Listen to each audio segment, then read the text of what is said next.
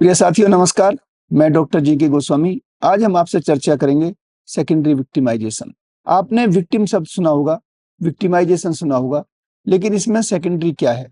जब भी किसी व्यक्ति, किसी महिला, किसी बच्ची, किसी पुरुष के साथ कोई भी अपराध होता है तो उस व्यक्ति की, उस परिवार की बहुत बड़ा मानसिक तनाव से उसे गुजरना पड़ता है।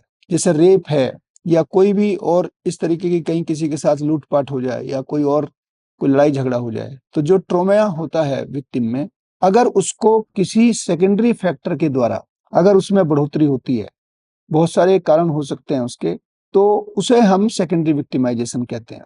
जैसे उदाहरण लेते हैं, महिला के साथ बलात्कार हुआ, जो पीड़िता है उसको अगर समाज हे दृष्टि से देखता है, कई बार हमारे जो व्यवस्था है जिसमें पुलिसकर्मी हो सकते हैं, चिकित्सक जो उसका इलाज करते हैं, या कई बार कोर्ट में ऐसी परिस्थितियां होती हैं कि जो उसके दर्द में, जो उसका परेशानी है, उस पे और उस दर्द को बढ़ाते हैं। तो यानी कि ट्रॉमा जो है सेकेंडरी विक्टिमाइजेशन की वजह से और भी बढ़ जाता है। कई बार रेप विक्टिम, मैंने एम्पेरिकल स्टडीज में जो अपने रिसर्च के अध्ययन किए उनमें मैंने पाया कि कई बार जो रेप पीड़िता हैं वो कहती हैं कि साहब हमारे साथ रेप जो हुआ वो तो हुआ ही, लेकिन जो हमारे साथ बाद में जिस तरीके का समाज के द्वारा या व्यवस्था के द्वारा कोर्ट में जिस तरीके के सवाल किए जाते हैं, उससे हमें लगता है कि हमारा जो बलात्कार है वो बार बार हो रहा है। इसे सेकेंडरी विक्टिमाइजेशन कहते हैं।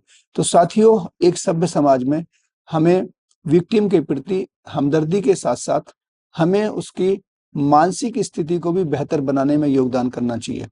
ऐसी बहुत सारी परिस्थितियां आएंगी कि जब कोई ऐसा समाज में कोई ऐसा घटना घटती है तो समाज विशेष करके जो सेक्सुअल ऑफेंस के जो विक्टिम होते हैं उनको हे दृष्टि से देखते हैं।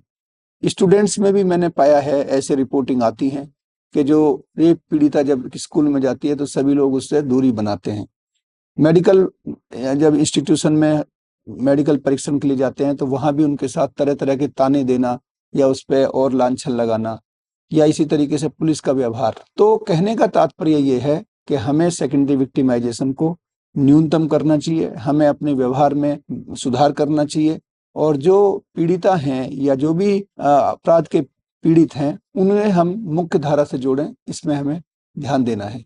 इन्हीं शब्दों के साथ मैं आपसे विदा लेता हूं, इस आशा के साथ कि आप हमारे इस चैनल को सब्सक्राइब करेंगे और अपने साथियों में इसको शेयर करेंगे। धन्यवाद।